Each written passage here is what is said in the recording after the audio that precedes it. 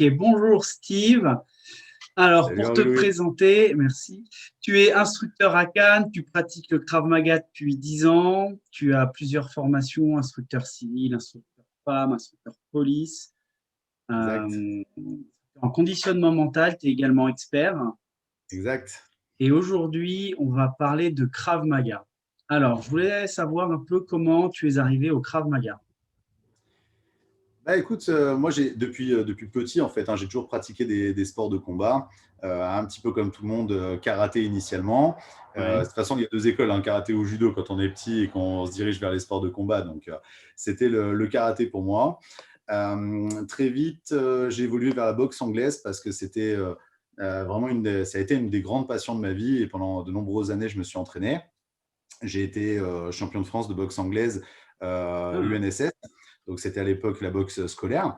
Et j'ai toujours gardé une grande passion pour la boxe. Et j'ai évolué assez rapidement sur le kickboxing et un petit peu de boxe thaïlandaise. Sauf qu'au bout d'un certain temps, quand je commençais à avoir 22, 23 ans, fréquenter les salles de boxe, l'ambiance était un petit peu différente, la clientèle, entre guillemets, était un petit peu différente aussi. Et il faut reconnaître, ça devenait un peu incompatible avec mon boulot la journée. De commencer à arriver marqué, etc. C'était plus tout à fait compatible avec ce que je faisais. Et du coup, il m'a fallu un petit peu de temps où j'ai fait plein d'autres choses, mais j'avais un petit peu stoppé les sports de combat pendant un an ou deux. Et j'ai un pote qui m'a dit, écoute, Steve, il y a un cours de Krav Maga juste à côté de là où on bosse. Viens, il faut absolument qu'on y aille ensemble. Et ça a été un coup de foudre, mais à l'instant T où je suis ouais, rentré dans je la salle, comprends. quoi. Il y a eu un truc, c'était une révélation en 30 secondes, quoi. J'étais là, j'ai dit, putain, mais c'est ça que je veux faire, quoi. C'est vraiment la discipline qui me plaisait. Et du coup, bon, bah voilà, à partir de là, bah, forcément, formation au départ en tant qu'élève. Et puis, de fil en aiguille, j'ai fait une première formation instructeur avec une autre organisation. J'ai pas mal évolué, fait le tour un petit peu dans différentes organisations, voir un peu ce qui se faisait à droite, à gauche. Et après, j'ai eu la chance de pouvoir rejoindre KMG et refaire une formation instructeur, du moins une conversion course, en fait, si tu veux. Et voilà, à partir de là, ça fait maintenant quelques années que je suis chez KMG et je me sens à la maison. Ouais, je comprends tout à fait. C'est à peu près le même parcours pour moi. Un cours a suffi pour savoir où je devais aller. Dis-moi pour toi, quels sont les bienfaits du Krav Maga? Ah, c'est compliqué parce que le Krav Maga, ça devient presque une religion. Tu sais, à un moment donné, Tout à fait. ça devient un lifestyle quand vraiment tu te piques au jeu. Bien sûr, il y a le côté self-défense qui est évident. À la base, beaucoup viennent chercher ça. Il y a un côté qui est hyper intéressant aussi sur le côté activité physique parce que forcément, c'est une discipline qui est assez complète. Euh, mais il y a surtout un facteur que beaucoup d'organisations négligent et qu'on met beaucoup en avant chez nous, chez KMG, c'est la partie mentale. Oui, Et la partie mentale, c'est un truc qui est… moi, je l'intègre à part entière dans ma vie de tous les jours, en fait, si tu veux, quoi. Euh, les quatre piliers Krav, hein, je veux dire, technique, tactique, mentale et physique, c'est un truc que j'essaie, moi, d'adapter au quotidien, de prendre la bonne stratégie, d'avoir la bonne tactique hein, par rapport à une situation. La partie mentale, comment gérer l'interface. Je suis chef d'entreprise par ailleurs, j'ai un peu de personnel, etc. Donc forcément, il faut gérer l'interaction. Et le côté vraiment mental m'aide vraiment au quotidien, quoi. Donc la prise de décision, quelles sont les priorités, où est le problème imminent. Et tout ça, c'est quelque chose que j'ai réussi à vraiment absorber dans ma vie de tous les jours.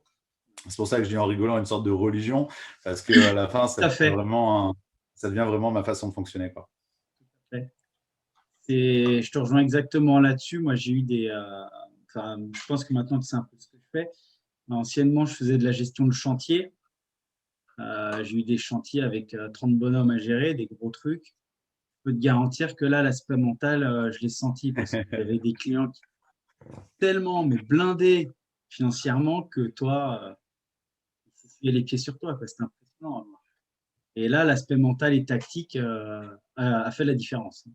C'est clair. Bon, j'aurais pas survécu à ces affaires-là. C'était C'était avant ou après ta formation instructeur? c'était entre les deux. C'était Entre les entre deux. la première et la deuxième. Tu vois, Refais-le maintenant, tu verras comme tu géreras le truc encore mieux. j'ai déjà pas mal géré. C'est sûr. Et si j'ai réussi à mettre un fusible et qui me servait de bouclier, c'était pas mal. Mais c'est là que tu vois que quand tu fais tes exercices tous les jours, bah, même si tu es débordé de travail, tu as ton sas de décompression et tu es vachement bien, tu vois. C'est clair. Que malgré cette charge de travail de folie, bah, je faisais toujours mes exercices et c'est génial, quoi. Ça choque un peu à la Tu vois. maison au départ, hein, quand tu te vois dans le vide en train de faire ça et tu te dis qu'est-ce qu'il fait quoi, je C'est veux dire. ça, je travaillais avec la vidéo. Quand je faisais pas ça, j'étais en cours ou je faisais le physique. Tu sais, tu fais de la corde à sauter par -10 dehors, les gens ils te prennent pour un taré. Ah, c'est pas grave, tu vois. Et, après, ça dépend où tu veux aller, quoi. C'est toujours pareil. Même là, les élèves, ils me prennent pour un dingue, hein. Ouais, tous les matins, 5 heures, je suis levé, routine, travail, j'ai mon heure de boulot dans la journée, enfin de crave. Et tous les jours, quoi. Il n'y a pas de jour de repos. Tu vois, comme je leur dis, c'est pas parce que tu es en week-end qu'il faut pas réviser, travailler. Tu auras beau être en vacances, si le mec il décide de te tomber dessus, pas le choix, il faut réagir. Tu peux pas C'est sortir clair. ton bon de vacances. Pas aujourd'hui. Reviens Repos. lundi, s'il te plaît. Reviens Voilà, c'est lundi. ça. Tu vois, c'est ça. Ah, c'est cool. Je vois on est à peu près pareil là-dessus. Euh,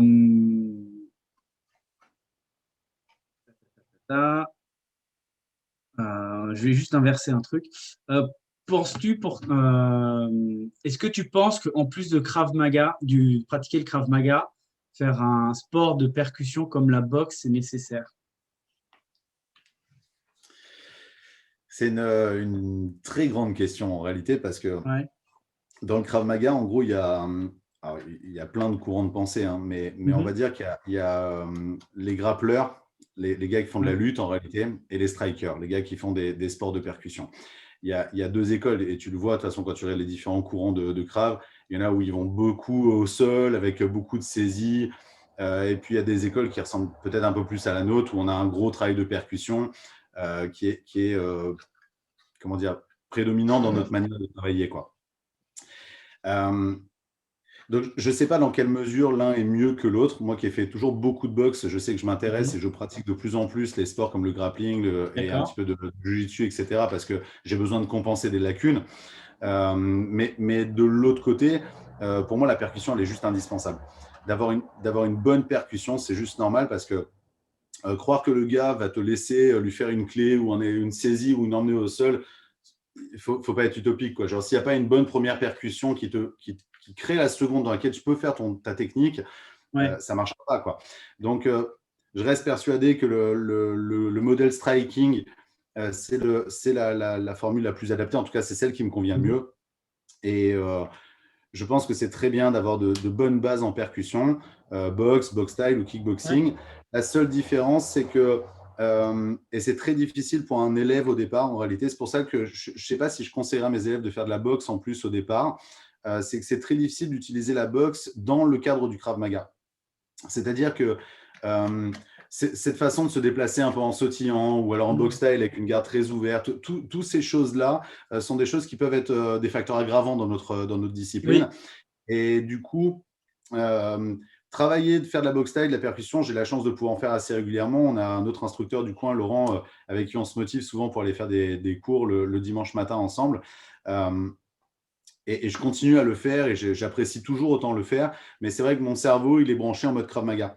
Donc, c'est-à-dire que forcément, je vais essayer de travailler, même quand je fais du grappling, j'essaie de travailler toujours dans le mode Krav Maga en disant, mais n'oublie pas qu'il y a de la percussion, n'oublie pas que tu te relèves, n'oublie pas qu'il y a les yeux, n'oublie pas qu'il y a les oreilles. Ouais, tu peux Et mordre, tu peux faire tout ça. voilà, tu peux mordre, tu Ouais. as tous ces outils-là qu'on ne te donne pas quand tu fais ça. Donc, si tu te focalises un petit peu trop sur ces sports, et c'est ça Mhm. le mot qui est important, c'est sur ces sports, et ben, tu joues dans les règles de ce sport. Alors qu'on a la chance dans le Krav Maga, c'est que c'est un système plus qu'un sport. Et du coup, tout est permis, quoi. La dernière règle, hein, pas de règle et pas de limite. C'est-à-dire qu'à partir du moment où tu enclenches, tu es obligé tu peux utiliser tout ce qui est Oui. autour de toi et tout ce qui est accessible. Donc, bien sûr, d'avoir une bonne percussion, c'est génial. Bien sûr, d'avoir une bonne connaissance du sol, c'est hyper important parce qu'il y a quand même une problématique sol qu'il faut apprendre à gérer. Mais au départ, je pense que je ne polluerai pas trop mes élèves avec faites deux disciplines parce que j'ai peur que faire 2 disciplines, ça floue un petit peu la piste, quoi. Donc, c'est vrai que moi, je préfère leur faire des cours de striking, mais toujours en mode Krav. Toujours en mode Krav, de manière à ne pas les égarer de trop. Après, bien sûr, quand on commence à avoir un petit niveau sympa et qu'on est capable de faire la part des choses, autant de disciplines qu'on peut pratiquer, c'est des outils supplémentaires pour le Krav. Après, toujours en gardant le Krav en priorité. C'est vrai que moi, je pousse de plus en plus à leur dire allez faire de la boxe à côté pour voir la percussion, parce que même si moi je l'enseigne, je ne suis pas prof de boxe, donc à un moment donné, il y a des choses que je n'arriverai pas à faire. Et il faut bien qu'ils se rendent compte que quand tu as un gros écart de poids, un mec qui fait 20 kilos de plus que toi, si tu ne le surprends pas avec une bonne percussion, tu peux gagner 2 secondes pour fuir, ça suffit, quoi. Tu vois, après, encore une fois, il y a la zone de frappe aussi. Hein. Je veux dire, c'est vrai que d'avoir une bonne précision dans tes frappes, on a la gorge, on a tellement d'autres outils. Mais après, tu peux faire intervenir aussi, tu sais, dans tes cours. Hein. Je veux dire, moi, j'ai la chance, j'ai un copain qui est venu, qui a boxé un petit peu en Thaïlande aussi, qui a fait quelques combats professionnels, etc. Donc, il est venu 1 ou 2 fois nous aider en cours. Il y a Robert, un gars qui a une 60aine d'années maintenant, qui a une pêche incroyable, qui est ancien boxeur professionnel aussi en boxe thaïlandaise et qui vient de temps en temps chez nous pour faire du cours de striking. Et c'est vrai que c'est sympathique. Mais voilà, il y a toujours cette problématique de ne pas mélanger nos activités, quoi, tu vois. Alors, c'est prévu, mais après le Covid. Comme je disais tout à l'heure, moi, j'ai de la perte au niveau des élèves. Et faire venir un extérieur pour 2 personnes, c'est un peu dommage. Non, mais de toute façon, c'est pas… Mais c'est prévu. Après, j'ai la chance d'avoir un de mes élèves qui est un ancien boxeur au niveau local. Cool. Et qui est péchu. Et du coup, il me fait travailler moi et c'est génial. Parce que du coup, je prends des leçons d'anglaise. Tu vois, c'est assez sympa.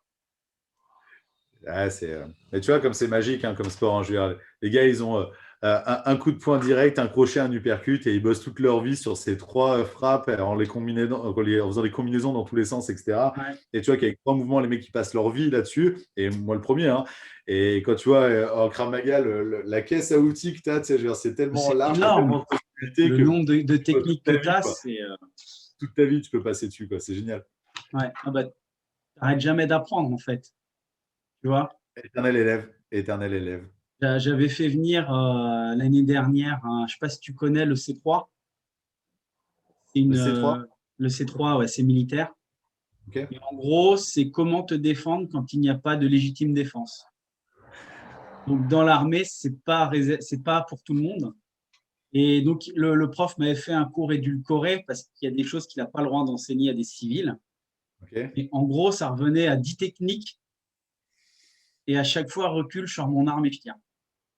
C'est ça. Terminé. Et vous voyez un peu la différence entre le Krav Maga civil qui est hyper riche et le militaire ou dans un cadre bien précis. Aussi, voilà, dans le Krav Maga, c'est exactement pareil. Hein. Tu regardes les formats spécifiques aux militaires, le curriculum il est hyper réduit parce que les gars ils ont leur porte-plaque, ils ont leur fusil, ils ont un équipement qui font qu'ils n'ont pas la même mobilité. Donc forcément, on est obligé de synthétiser. Et les gars, ils ont un curriculum qui est vraiment… C'est de la détermination presque et de l'agressivité plus que de… voilà, c'est leur capacité à bondir. Mais c'est génial. Ça avait bien marché, c'était sympa. Très sympa. On va revenir. Avec le Covid, est-ce que tu penses que les clubs ils vont réussir à s'en sortir? Ça va être une hécatombe et seuls les plus forts vont résister. Moi, je suis un optimiste éternel, tu vois. C'est-à-dire que tout le monde va s'en sortir et quoi qu'il se passe, même si certains doivent fermer, ce sera une expérience aussi, ça permettra de redémarrer autrement, etc. La plupart d'entre nous, on est quand même en forme associative. Oui. Donc, malgré tout, on a des charges qui sont assez légères. Ils doivent s'en sortir, quoi. Genre, on doit s'en sortir, de toute façon, on n'a pas tellement le choix. Et puis, outre le côté associatif, on a une mission de vie, quoi, hein. Je veux dire, quelque part, enseigner le self-défense, c'est aussi… moi, à ce jour, si tu veux, compte tenu de la situation un petit peu problématique qu'on vit en France, j'en suis même à offrir actuellement, j'ai fait des propositions d'offrir 1 heure de cours pour, par exemple, les profs, les infirmiers, les pompiers, offrir 1 heure de cours, par exemple, pour les forces de l'ordre. Parce que voilà, on voit bien que les choses, elles évoluent et qu'il va falloir faire autrement. Alors, peut-être qu'aujourd'hui, je donne 2 heures gratuites. Peut-être que demain, on me les rendra x2. J'en sais rien, tu vois ce que je veux dire. Mais je pense que certains clubs vont un peu tirer la langue pour ceux qui cherchent une rémunération autour de ce système. Ouais. Moi, j'ai la chance d'avoir une activité professionnelle à côté qui déjà me permet de vivre très bien. Donc, le Krav Maga, c'est vraiment le côté passionnel, le côté transmettre aussi le savoir qu'on m'a donné. Et puis voilà, donc forcément, je n'ai pas les mêmes besoins. Certains professionnels, par contre, certains instructeurs qui vivent du Krav Maga, par contre, c'est vrai que voilà, je me fais beaucoup plus de soucis pour eux parce que ça devient leur vie. Et donc, pas d'élèves veut dire pas de cours veut dire pas de rentrée d'argent, et c'est compliqué. Maintenant, on en a parlé un petit peu aussi, il y a de plus en plus de modules de cours qui se font maintenant en live, ligne. Ouais. en ligne. Et c'est vrai que c'est un sujet qui est hyper intéressant. Moi, l'année dernière, je faisais des vidéos que je poussais sur le groupe, mais je pense que l'interaction du live et du en ligne, si tu veux, est vachement plus intéressante. Et demain, d'ailleurs, on fait notre premier essai avec les élèves du club. On va essayer de se retrouver, commencer à mettre en place la plateforme et puis passer sur un autre système évolutif. Et je suis persuadé que ça peut marcher. Il y a on ne va pas la citer, mais il y a la plus grande organisation de jiu-jitsu brésilien qui vend des cours en ligne avec, entre guillemets, les techniques essentielles, si tu veux. Ils font ça depuis des années. Ça fonctionne depuis des années. Moi, j'ai acheté ce programme et comme de nombreuses personnes ont acheté ce programme. Et donc, je suis persuadé que le principe du cours en ligne peut fonctionner. Donc, la vidéo déjà marche, la preuve c'est ce qu'eux ont fait, mais le fait de prendre le soin d'avoir son instructeur en face de soi qui peut voir tout le monde, qui peut corriger un petit peu et interagir avec ses élèves, je suis persuadé que c'est un système qui va… tu sais, on va trouver de la ressource comme à chaque fois au Krav Maga, quoi. Il y a un nouveau problème. Nous, on s'adapte. Donc, on s'adapte et il va bien falloir qu'on trouve des solutions. Donc, c'est un… Tu sais, il y a un proverbe qui dit sur ton chemin, tu vas trouver des cailloux. À toi de choisir si tu fais un mur ou un pont. C'est pas mal ça. Et c'est un petit peu ça, tu vois. Je veux dire, est-ce que tu d'un coup, tu dis, ah putain, c'est fichu, il y a le Covid. Eh bien, c'est pas grave, on va faire autrement et puis on va trouver une nouvelle formule. Et puis, s'il faut, demain, ce sera normal pour nous d'avoir et notre cours physique et notre cours en ligne en même temps. Pour ceux qui n'ont pas réussi à venir, s'il faut, on aura la caméra qui tournera et on fera notre cours en direct avec les élèves à la maison, tu vois. Donc, on ne sait pas de quoi demain sera fait. Je pense qu'il faut pousser. De toute façon, il faut continuer à avancer. Et puis, en tout état de cause, la réponse, elle est dans l'action. Donc, il faut aller, faut essayer des choses. Et il faut faire. Et puis, ça ne marche pas, on ajuste, quoi. Mais tu ne peux pas juste te lamenter et dire je ne peux plus, quoi. C'est pas possible. Même pour nos élèves, on ne peut pas se permettre de faire ça. Non, je suis d'accord. D'accord, mais comme je te disais, moi, j'en ai qui ne veulent pas venir. Alors qu'à Tahiti, tu vois, on peut encore pratiquer. Quand j'organise des sessions vidéo, je me suis déjà retrouvé tout seul, donc je vais continuer à pousser. Et on va bien voir. C'est toujours pareil, de toute façon. Le jour où tu ne vas pas le faire, c'est le jour où tu avais 2 élèves qui étaient disponibles pour le faire. Donc, en fait, on est obligé de réussir, on est obligé de continuer. De toute façon, donc, c'est pas… c'est ce qu'ils disent tous, un peu les mentors, ils te disent que celui qui a réussi, c'est juste celui qui a continué d'essayer, quoi. Il n'a pas abandonné. Mais ouais, tu n'abandonnes pas, tu continues d'essayer, c'est tout. Et puis, tu modifies des formules et puis, à un moment donné, tu finis par trouver. Donc, non, je pense que même si tu es seul, fais ton truc. Fais ton truc, pousse ta vidéo, et puis un jour, tu en auras peut-être un, et puis tu en auras peut-être deux, et puis après, les choses, elles évoluent. Et puis, ta constance fera que les gens viendront. Et je suis persuadé que même si au départ, on est 4 ou 5 élèves en ligne, et peut-être que du coup, en repoussant la vidéo, les autres vont dire tiens, en fin de compte, ils ont joué le jeu, pourquoi pas. Il faut essayer en tout état de cause, il faut essayer, on ne peut pas se permettre de rester comme ça. Donc, encore une fois, moi, j'ai moins le besoin parce que ce n'est pas mon revenu, ce n'est pas mon gagne-pain, mais je pense à tous mes potes qui vivent de ça. Il faut y aller, c'est tout. De toute façon, on relève les manches et puis on passe à un autre… C'est ça. Moi, je suis entre les deux, tu vois. Je suis à moitié Krav Maga et j'ai ma société à côté, donc je suis en grand écart. Ouais. Il faut pousser. Ouais, on va pousser. Ok. Et dernière question, selon toi, combien de fois par semaine il faut pratiquer le Krav Maga? Combien de fois par semaine? Ouais. Moi, je croyais que tu allais me dire combien de temps par semaine il ne faut pas pratiquer de Krav Maga. Écoute, moi, je donne 2 cours par semaine. Je donne 2 cours par semaine. Je pense que c'est un minimum. 2 cours par semaine parce que un cours, d'une certaine manière, c'est un peu un manque d'implication, pour ma part. De venir qu'une fois dans la semaine, efficacité, c'est que ça montre juste, bon, bah, tu viens passer un moment, quoi, quelque part. Quand tu commences à être piqué par une discipline, venir 2 fois sur 7 jours, prendre 2 h 30, enfin 1 h 15, 1 h 15, parce que je fais des formats de cours d'1 h 15, je pense que c'est prenable pour tout le monde, à condition de prendre le temps de faire les choses. Donc, c'est ta décision d'élève, entre guillemets, de dire ouais, je viens ou je viens pas. Donc, ça, c'est le premier truc. Et après, par contre, je fais du Krav Maga toute la semaine et toute la journée. Donc, c'est-à-dire que je monte dans ma voiture, et ben, je check mes rétroviseurs, je mets ma ceinture modèle Krav, je mets ma ceinture modèle Krav, comme on fait au Krav. Et au quotidien, comme ça, je me balade dans la rue, j'ai un positionnement Krav. Donc, quelque part, encore une fois, tout à l'heure, on parlait de religion. C'est un petit peu ça. Mais c'est ce que j'essaie d'enseigner aussi à mes élèves. Il y a le curriculum qui est hyper intéressant, mais il y a la logique du curriculum qui est encore plus intéressante pour moi, quoi. Et c'est vrai que d'être capable de se positionner dans la rue, d'être capable de se positionner par rapport à un agresseur, d'être capable de checker son environnement, regarder les dangers potentiels. Je ne parle pas de parano, mais au contraire d'être dans l'analyse et d'être dans l'instant présent et de voir ce qui se passe à ce moment-là, quoi. En gros, ça revient, je te coupe, je suis désolé, à ce que dit Eyal. Ça revient à ce que dit Eyal, c'est adopter l'attitude du lion, on domine son environnement. Écoute, écoute, je ne l'ai jamais entendu le dire, en tout cas en conférence, mais j'aime beaucoup l'idée. Moi, je ne cherche même pas à dominer l'environnement, je cherche juste à le comprendre. D'accord. Tu vois, peut-être parce que lui, il est master, tu vois ce que je veux dire, il a le high level. C'est sûr, c'est le patron à un moment donné. Voilà, c'est le boss, c'est le boss. Non, moi, si tu veux, déjà, ce que j'ai besoin, voilà, c'est de comprendre où je suis, comprendre ce qui se passe, comprendre le danger, voir d'où ça peut venir. C'est hyper important de ne pas subir, quoi. Tu sais, d'un coup, ça tombe dessus, ah merde, j'ai pas vu venir. Mais il y a souvent 1000 facteurs qui nous parlent, on a souvent une boule au ventre qui apparaît, c'est une sorte de sens supplémentaire qu'on a, où d'un coup, on se dit, bah tiens, il se passe un truc, il faut s'écouter, il faut regarder. Donc, c'est vrai que moi, c'est au quotidien et j'encourage mes élèves à le faire au quotidien de cette manière-là. Donc, voilà, la façon de sortir de leur bagnole, leur façon de se garer, d'avoir une petite lampe quand ils rentrent chez eux, qu'il n'y a pas de lumière dans le couloir, d'avoir une petite lampe sur le porte-clés pour éclairer, tous ces genres de petites choses-là, ou même l'utilisateur du téléphone, quoi. Mais tous ces petits outils qu'on a à disposition et qui, en fin de compte, dans notre quotidien, nous simplifient la vie, quoi. Donc, pour moi, c'est tous les jours. Mais voilà, 2 heures de course, deux sessions de cours par semaine.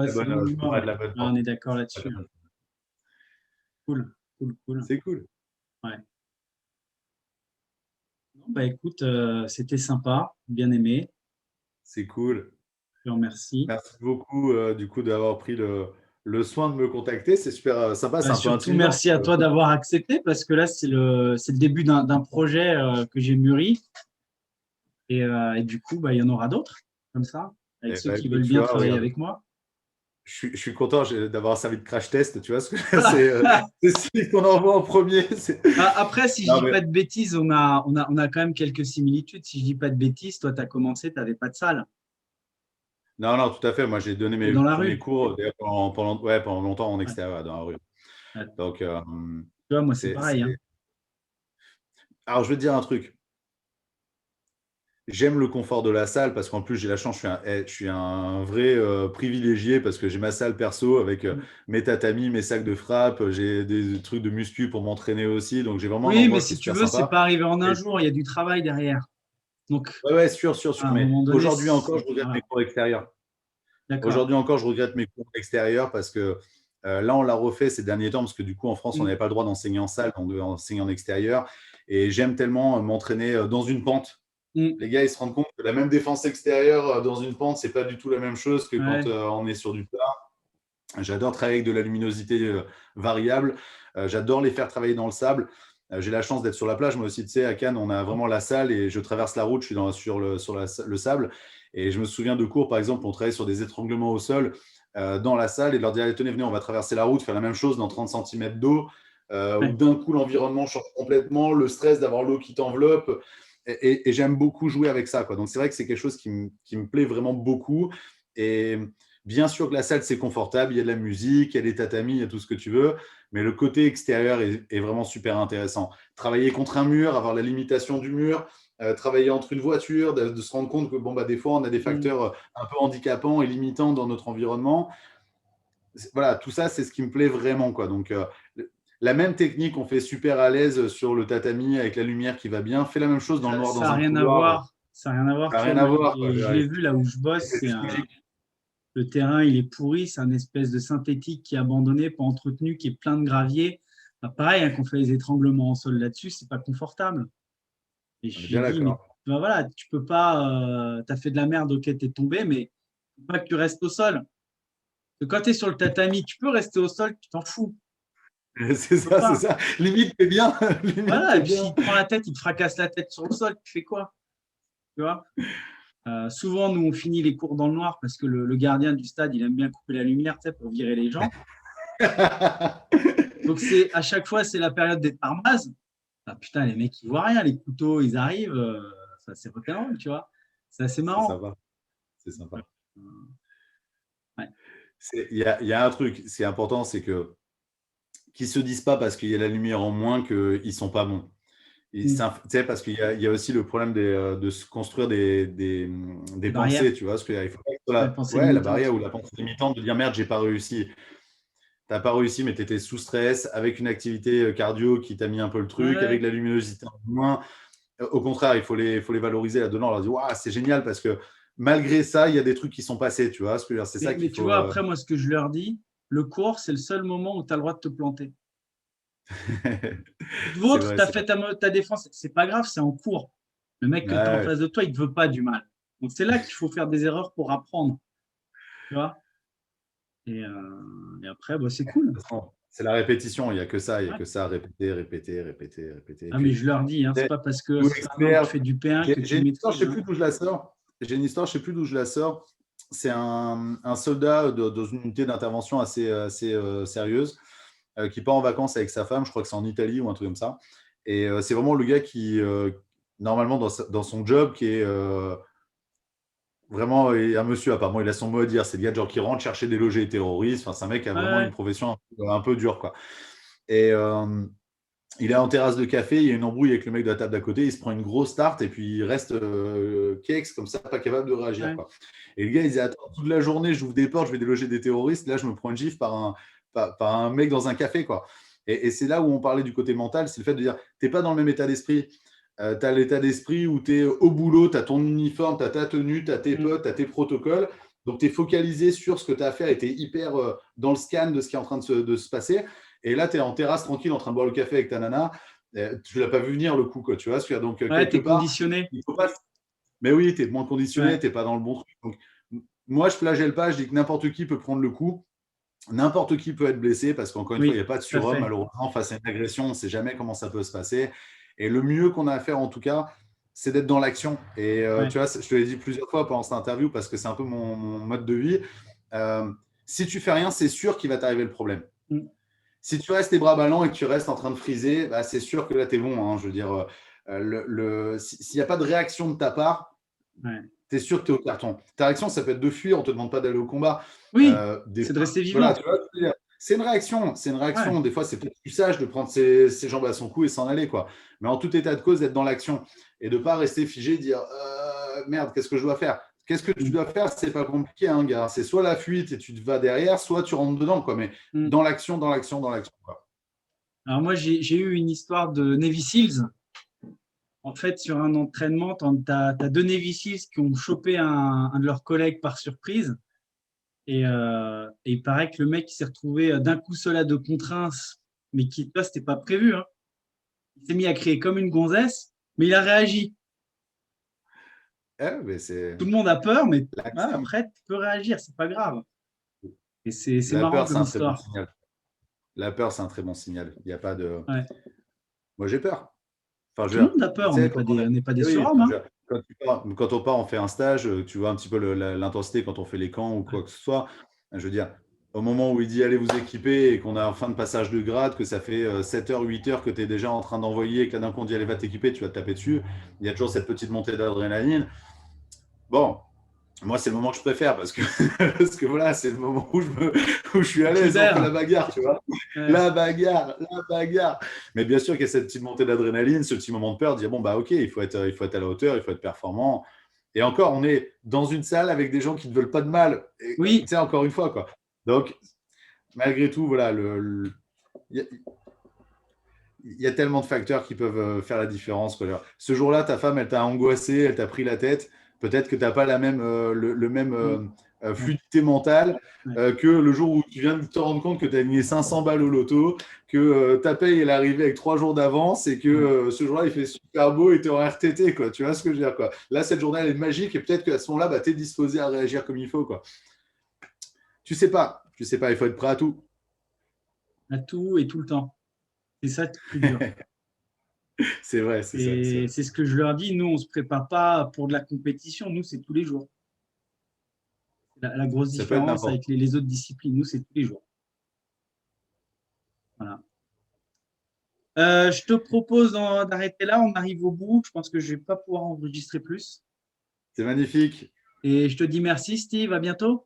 Merci beaucoup. À bientôt.